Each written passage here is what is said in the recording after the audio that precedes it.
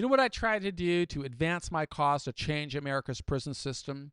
I build collaborations with as many people and organizations as I possibly can. And I was very busy this morning building an application for UC Berkeley because they've got a program where computer science majors are trying to collaborate with nonprofits, showing how to use technology to solve social problems. What's the social problem I'm trying to solve? I'm trying to create more mechanisms that will allow people who are going through the criminal justice system to prepare for success. What's success? Well, success should be clearly defined. I'm not going to define it. The people in our community have to define it. They have to figure out what is it that they want to achieve. Do they want to work toward a lower sentence? Well, that's only applicable if they start working long before they get sentenced. Do they want to have a more successful journey through prison? Well, they've got to define what does that mean. Success for me, while I was going through 26 years in prison, is very different than success for other people. For me, I knew that I wanted to get out of prison with my dignity intact and with opportunities to prosper. So prosper for me meant different things at different stages. While I was going through prison, I set this goal of saying I want to make sure that when I get out of prison, I have enough money in the bank to pay for everything I'm going to need to build my life, but not only enough money in the bank to build my life, but I wanted to have enough money in the bank to ensure I could live for an entire year, even if I never get a single paycheck. So that goal was very clearly defined. It requires me to do a little bit more introspection. Well, what's it going to cost me to start my life once I get out of prison, right? If you don't know the answer to that, now is the time to start figuring that out. And it's going to be different for every individual. For somebody who's been successful financially in other areas, it might not take much money. That person may already have a house. They may already have clothes. They may already have a vehicle, a computer, all the things they need. I didn't have anything, right? I went to prison when I was 23 years old, and I didn't get out till I was 49. So I had to think, well, I need to buy all kinds of things. And the more thought you put into it, the more effectively you can come up with a budget. And my budget was, okay, I think I'm going to need about $25,000 to $30,000 just to get stable. Somebody say, why would you think you need that much money? Well, remember, I've been in prison for 26 years. I don't have a car. I don't have a computer. I don't have any clothes. I don't have any silverware. I don't have money for a place to live. I don't have anything. So that budget of 25 to 30 grand was really living kind of frugally. And I went through that. I didn't go out and buy an expensive car. I think the first car I bought, I paid $4,000 for. But it was always with a path of living a very disciplined, deliberate life and making disciplined, deliberate decisions. That's what I'm going to ask you to do. Think about what does success look like for you and what kind of plans do you have to make as you're going through this journey. The sooner you start building that path, the better off you're going to be. But as I wrote in yesterday's video, or said in yesterday's video, when is the best time to present that information? I didn't get that information until I was already locked up and in solitary confinement, right? After I already made really bad decisions of how to respond to a criminal charge. In my case, I went to trial. I took the witness stand and perjured myself and said I didn't do it and exposed myself to severe sanctions, which my judge imposed. He sentenced me to 45 years.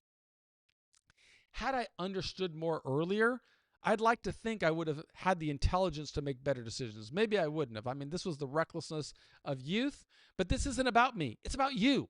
When are you going to learn how to build a self-advocacy campaign? What's it going to take for you to figure that out? The sooner you start to meditate on that kind of question, the more effectively you're going to be at architecting a path that will lead you to the outcome you want.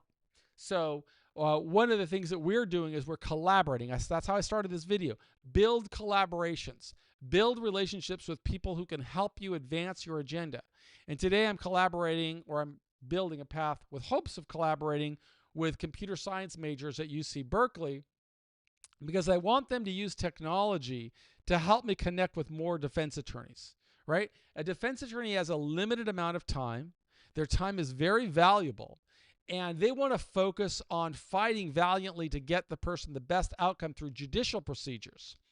But it's not only judicial procedures that affect a person that's going into the system. That person's got a lot of mental health complications because they're thinking, oh my God, I'm going to be separated from my family. Oh my God, I'm not going to get any more chicks. Oh my God, I'm not going to make any more money. Oh my God, my career is on hold, right? That's the person I need to connect with and help that person understand, wait a minute, now's not the time to start crying about where things are. Now's the time to be the CEO of your life. Figure out what's the best possible outcome. 2, what's the plan you're going to architect to help you get there? What priorities do you need to put in place? And then what tools, tactics, and resources can you build?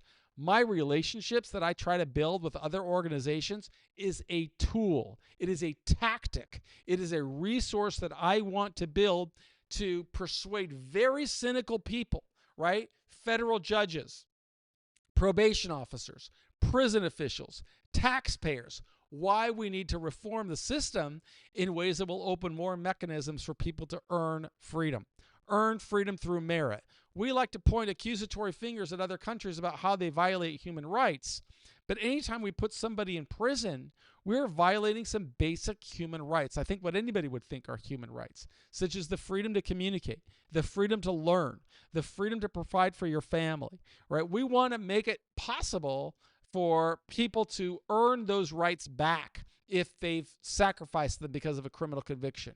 We need to do this methodically and deliberately as if we are the CEO of our life. I certainly do that every single day, as you can see by visiting prisonprofessors.org, where I always make 3 promises. 1, I'm never going to lie to you. 2, I'm never going to ask you to do anything I didn't do. And 3, I'm never going to ask you to pay me a penny. Okay? This is about you building a path that shows you are working towards success. It's the reason we've built prisonprofessorstalent.com. And if you don't know how to use that, make sure that you visit our website and go to the courses section, where you could learn how to start memorializing all the reasons why you are a worthy candidate for relief. You've got to invest in yourself. Nobody worked harder. Nobody will ever know how hard I worked while I was in solitary confinement, while I was going through 9,500 days in prison, or what I've done since I've come home from prison, right? All of these efforts are part of a ministry for me to help as many people as I possibly can understand what can you do today to position yourself for more success, higher levels of success in the future. And the sooner you start learning about that, the sooner you're going to be able to engineer your path. Again, this isn't about me, it's about you. What are you doing? If you don't know how to answer those questions, then you're not spending enough time on prisonprofessors.org, where we have a bot that you could use for free information, where you could participate in webinars that our sponsor offers that are interactive. I don't connect with people because nobody's going to hire me. I want you to focus on yourself, and I want to give everything away for free, but you've got to work on your own. And just like I did, right? And it made all the difference in the world. It allowed me to create income opportunities when I got out of prison. It allowed me to marry the love of my life while I was going through prison. It allowed me to build a body of work that I still use and leverage today. But I don't make money off of this work. I make money trading stocks. I made money in crypto. I make money in building businesses. That's what I learned while I was in prison. How to be the CEO of my life. I need you to be the CEO of your life, and you can start by defining success.